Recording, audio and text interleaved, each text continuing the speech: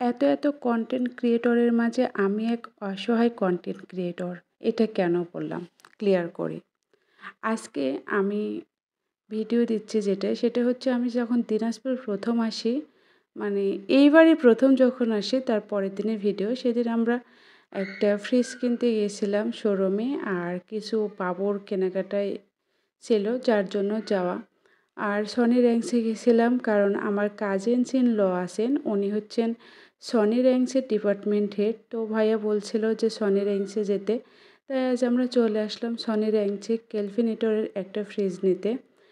আর ভাইয়া যেহেতু department head আছেন তাই আমাদেরকে ওনারা অনেক বেশি অনার করছে এবং চা নাস্তারও ব্যবস্থা করছিল। এজন্য সনি র্যাংসের দিনাজপুরের এই ভাইয়াটাকে অনেক বেশি থ্যাঙ্কস। যাই হোক, আমি প্রথমে যে কথাটা বললাম যে এত কন্টেন্ট ক্রিয়েটরের মাঝে আমি এক অসহায় কন্টেন্ট ক্রিয়েটর। এটা কেন বললাম? এটা আমি আপনাদের সাথে ক্লিয়ার করি। কয়েকদিন থেকে আমি বিভিন্ন ব্যস্ততার জন্য ইররেগুলার ভিডিও দিই। মাঝখানে তো ভিডিও দেওয়াই অফ করে দিয়েছি, এই অবস্থা আর কি। আর তারপরে আমার বাবুটা আমার ফোন ভেঙে ফেলে। তো এই কারণে আরও কাজ অফ হয়ে গেছিলো। এরপরে আমি আমার হাজব্যান্ডের ফোন নিয়ে মাঝে মানে থাকতাম, সবার ভিডিও স্ক্রল করতাম। তো দেখতাম অনেক আপুরা এত সুন্দর করে ভিডিও মেক করে, এত সুন্দর করে কি বলবো।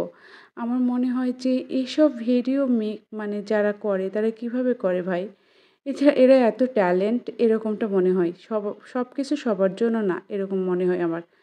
তো আপুদের ভিডিও ক্রিয়েট করা দেখে ভিডিও এডিটিং, ভিডিওতে ভয়েস দেওয়া, ভিডিওতে ফোকাস করা, ভিডিও লাইটিং, মানে ক্রিস্টাল ক্লিয়ার ভিডিও দেখে আমার মনে হয় যে এসব ভিডিওর মাঝে আমি কোথাকার কে? আমার ভিডিও এর মাঝে তো কখনোই জায়গা করে নিতে পারবে না।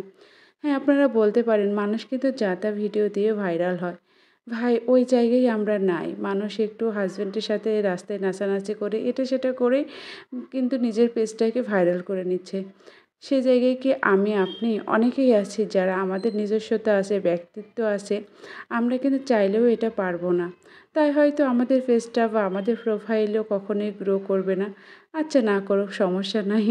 এইভাবেই চলতে থাকবে। আর আমিও চেষ্টা করতেছি আমার ভিডিও, আমার হচ্ছে ফটোগ্রাফি, এডিটিং এগুলো ইমপ্রুভ করার জন্য। যদি হয় তো ভালো, আর না হলে হয়তো কবে জানি এই ব্লগিং লাইফ থেকে বিদায় নিব। কারণ কোনো কিছু ভালো না লাগলে বা ভালো না হলে আমার ভালো লাগে না।